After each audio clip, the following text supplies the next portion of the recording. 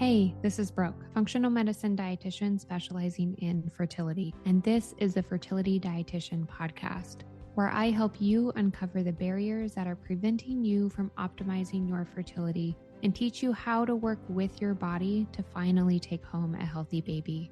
Each week, I will be diving into different topics on fertility and sharing my perspective on physiology, metabolic health, nutrition, and lifestyle approaches that have helped hundreds of couples get pregnant even after years of heartache.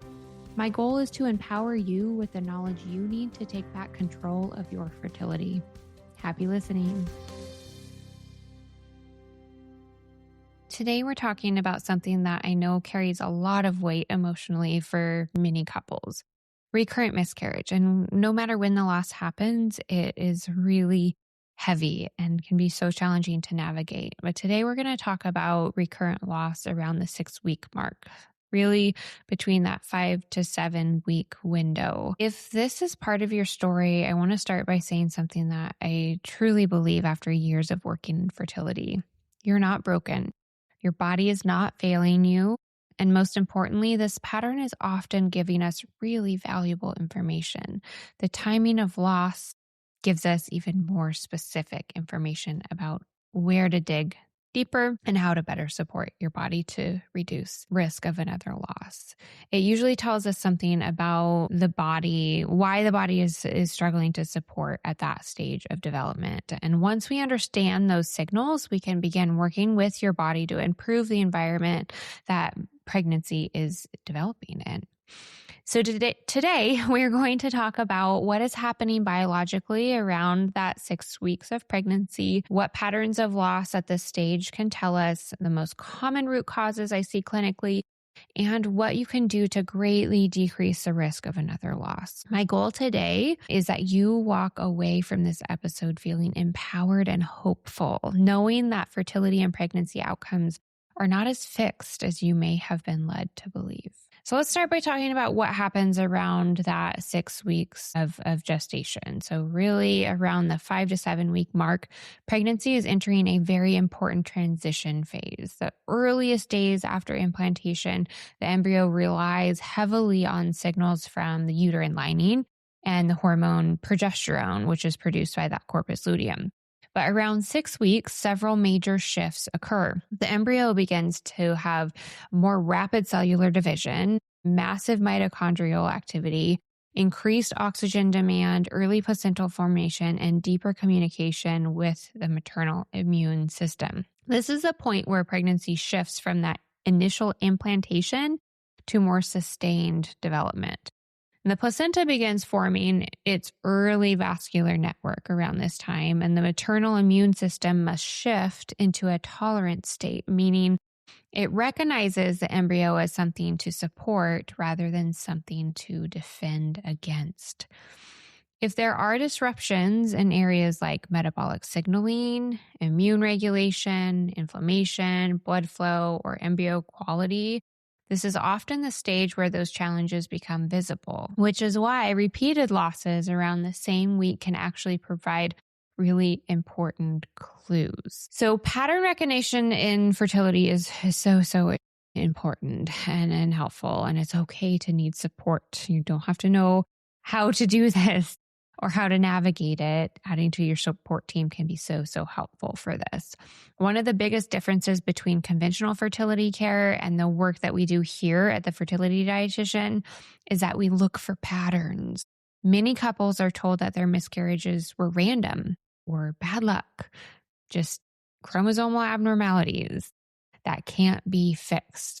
This is typically not true, because when we see multiple losses happening around the same week, sometimes even with IVF embryos, that pattern usually means something about the environment the pregnancy is developing in needs support. Your body is communicating with you, and those signals deserve to be investigated, not dismissed. And it can also have to do with the actual embryo itself, too, and how genetically capable it is to continue developing. But that doesn't mean there's nothing you can do about that, okay? We can shift chromosomal abnormalities, improve overall egg quality, and we can even improve that DNA health and reducing DNA fragmentation in sperm, which makes a big difference here too. But other areas that we're considering with this timing of loss include metabolic health. So one of the most common root causes that we see for early pregnancy loss is metabolic dysfunction. This includes things like insulin resistance. And to evaluate insulin resistance, we have to be looking at fasting insulin as well as HOMA-IR. So insulin response at the cellular level is a much deeper look than just a hemoglobin A1C and a glucose. Okay, that's not telling you the whole story of what's happening with insulin. Insulin's super important. Elevated triglycerides, also very, very important to consider. Chronic inflammation, this can be looked at in markers like CRP and homocysteine, for instance, and unstable blood sugar regulation as a whole. So that can actually be separate from that insulin response too. But when insulin levels are elevated, it affects the reproductive system in multiple ways. It increases oxidative stress, which can damage egg quality. It disrupts mitochondrial energy, which embryos rely on heavily in early development. And it can impair early placental blood flow, which becomes critically important around that 6-week transition. The encouraging part is that metabolic health is extremely responsive to change. Nutrition and movement and sleep and targeted nutrition support can dramatically improve insulin sensitivity and in turn improve fertility outcomes. We also want to look at immune system patterns. So another major piece of the puzzle in recurrent miscarriage is that immune system regulation. Pregnancy requires a very delicate balance within the immune system. Your body has to stay strong enough to defend against infections, but also shift into a state that tolerates the developing embryo. When the immune system is chronically activated or dysregulated, that balance becomes harder to achieve. And this is where we often begin seeing patterns like elevated inflammation or autoimmune activity, histamine intolerance, chronic infections, or gut-driven immune activation. Subtle shifts in physiology or things that may not seem directly related to fertility can actually have a big impact on implantation and early pregnancy development. Chronic gut infections are often overlooked because they're not even considered in a conventional approach. And this one area that is frequently overlooked in fertility care overall is just the gut microbiome. The gut and the immune system are deeply connected, and about 70% of the immune system resides in the gut, which means chronic gut infections can quietly drive inflammation and immune dysregulation throughout the body. Things like H. pylori and parasites and bacterial overgrowth, dysbiosis, and opportunistic pathogens can all influence systemic inflammation and immune signaling. Many of these infections go untested or unnoticed in conventional fertility workups. And one of the tools that we often use here at the Fertility Dietitian to investigate this deeper is the GI map stool test. It helps identify infections, microbial imbalances, and inflammatory markers that may be creating an environment that is less supportive for pregnancy. Another factor that plays a surprisingly large role in fertility and immune balance is minerals. So minerals like zinc and magnesium, copper, selenium, sodium, potassium are all essential for regulating inflammation, creating energy, hormone signaling, and mitochondrial function. When mineral balance is disrupted, we often see shifts in stress resilience, metabolic function, immune regulation, and reproductive hormone signaling. Okay, so all of this is very much intertwined. When there are when there are mineral imbalance and when there are gut imbalances, it can even lead to mineral imbalance because we're not digesting and absorbing nutrients appropriately. Okay, so one of the tools that we use to assess mineral status deeper is an HTMA or hair tissue mineral analysis test. This test allows us to look at mineral patterns and understand how the body is managing stress, inflammation, and metabolic regulation as a whole.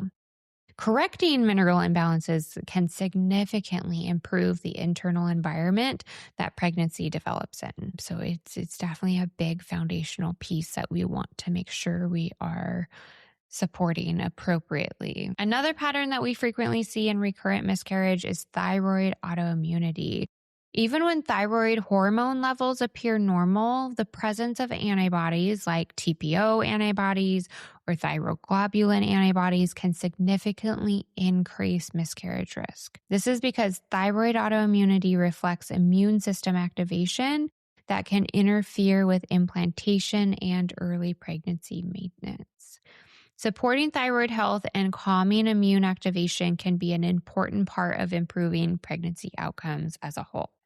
Histamine regulation is another piece that sometimes shows up in recurrent pregnancy loss patterns as well. Histamine plays a role in immune signaling, vascular changes, and inflammatory responses. So very important in those weeks of development that we're talking about decreasing risk for loss.